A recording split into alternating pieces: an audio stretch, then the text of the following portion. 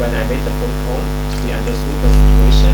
Then she taught me what I had to say to customer, including how to introduce myself clearly and politely, how to speak with customers with a confident but friendly tone to build trust right away, so that the customer would be willing to continue my to continue to listen to me. So I learned a lot of things thanks to her instruction, um, because I had some certain confidence, and know how to I also knew how to start the conversation, and um, to offer personalized suggestions based on the response from the customer. And generally, after some several phone calls, I I I became more confident and more professional. And I think sometimes we don't have to join uh, academic academic course to learn some skills, but we need someone uh, to guide us hand by hand, and also we need to go into practice. Then we can gain the skill through practicing and through doing it in the reality. Okay. All right. You, I since you were typing it, can you send me a copy of what you typed? Uh, I tried something, but I haven't done yet. I haven't done with my Okay. Um. Now I want you to try to structure.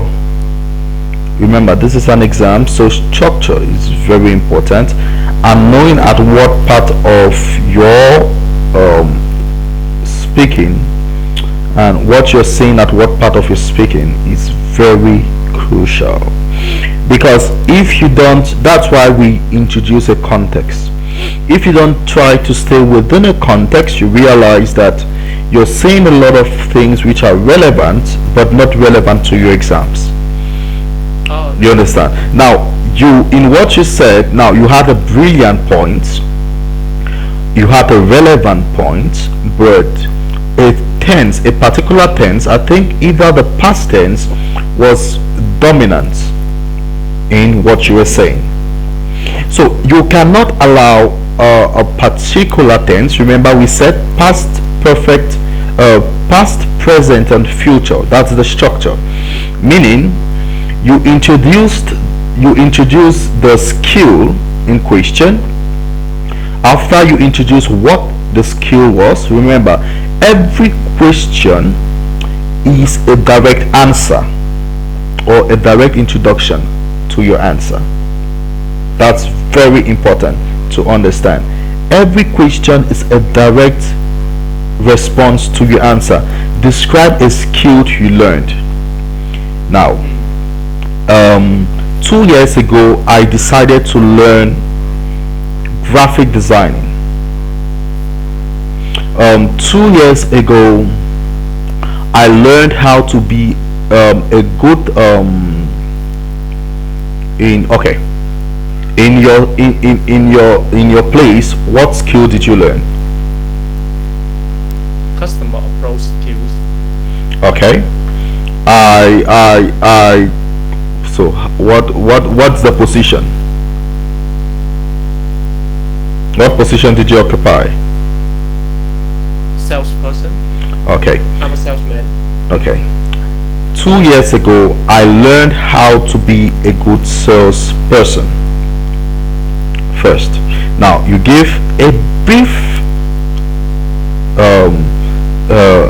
introduction into why you learned that at that point. Prior to to my job as a salesperson with G&G companies, I had no experience working as a salesperson, so I got really nervous whenever I had to talk with a client on call or in person. You enter, okay? Now after having a couple of experiences and familiarizing myself with talking to clients on phone and in person and getting some orientation from my supervisor, I now have the required boldness to engage in negotiations with clients on a daily basis. The present. I plan on taking a professional course to enhance my negotiation skills in the future so as to become a better salesperson. Future plans. Now, you see now that because we are discussing and we are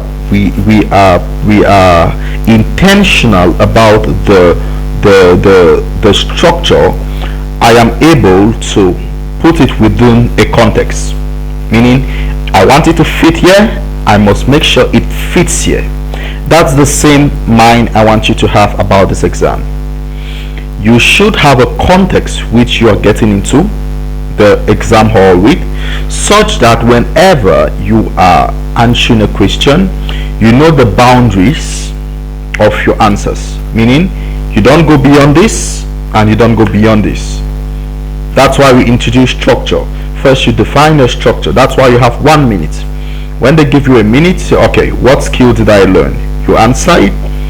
What's the relevance to today? How does it affect my present? You answer it. What plans do I have for the future related to the skills? You answer it. In a couple of seconds, you have it. Is it something I have actually done in person? Now that's to create the text around your idea. If it's now, you can be creative. A lot of the responses I have, maybe I haven't experienced them, but for example what I just told you, I've not experienced them, but you decide to be creative because it's an exam. So you can talk about crypto skills, financial skills, any skill at all. You just have to be creative. But if you have a personal experience, now that is the trap. With personal experience, you always feel like you should give all your ideas, all the experience. No, you have to stay within the context of relevance. It's an exam. Do you get the point? Yeah, but I do introduce the concept in the beginning. You did? Remember, during my correction, I said you did well, but the problem is you stayed within a particular tense a lot, or the particular tense was dominant in everything you were saying. That's why I'm trying to tell you, try to make everything you're saying relevant. Like, don't let one tense or one aspect take a lot of time into what you're saying. It makes your text or what you're saying longer than required. That's the idea. Yes, you want me to include past, present, and future tense, right? Yes, that's the context within which we are trying to structure your responses. But for present and future, maybe I can talk about when saying about how I feel about it now and what I'm going to do in the future. But because the question is describe a skill you learned. So during my description, I think I mainly use past tense. Then when I go back to the question about how I feel about the skill now, maybe I can use present tense. Then my plan for the future, then I will use future tense. I think it's maybe better because if we keep using past, present, future during the description, then it would be a little bit now organized.